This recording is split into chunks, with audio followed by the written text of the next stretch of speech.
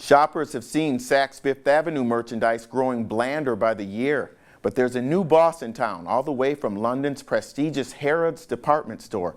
Can she take Saks back to its luxury high fashion roots? On Style columnist Christina Binkley joins me now. Christina, what's happened to Saks Fifth Avenue since the recession? Well, Saks, like everybody, got hit hard, and the policy that they took, the previous administration there took, was to slash prices. So a lot of listeners today probably remember buying things on sale at Saks in the last 5 years or so at as much as 80% off. The company was sold last year, just late in the year, to a Canadian company that has brought in a new leadership. And we're going to see a lot of changes. We are already seeing some, and there are going to be a lot more coming in the next couple of months. And speaking of new leadership, who is Mary Gay McKee, and what is her turnaround plan? She's the new boss. She's British.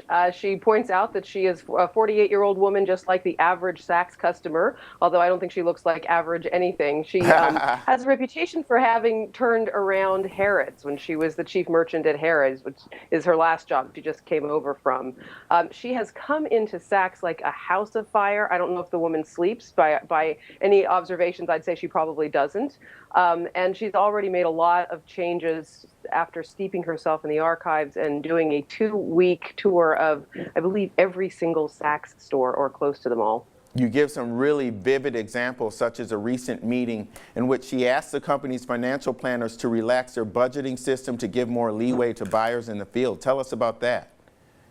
Yeah, imagine that meeting. Budget guys, just throw out your budgets, right? Yeah. You know, what she's saying is that she wants to fill Saks with, for one thing, more expensive, but more fabulous, more wow kind of looks. She points out that most Saks customers already have everything they need anyway. It's a fantasy store, or should be, and she wants to fill it with these kind of looks that'll just knock people over and make them buy something immediately.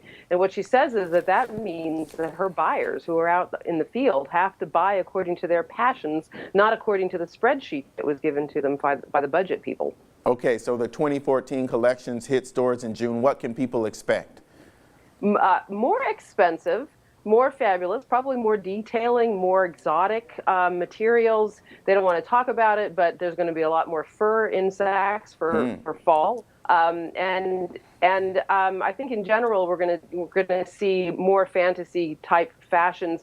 By the way, not just in the flagships, but they're planning on pushing this stuff out to all of the the smaller Saks and other places as well. My guess is that this is not going to happen in as aggressive a moment in June. It's probably we're really going to see it hit heavy when the core of the fall clothes hit stores in August and September. So what do you think? Will the revamp pay off, and what does the future of Saks look like?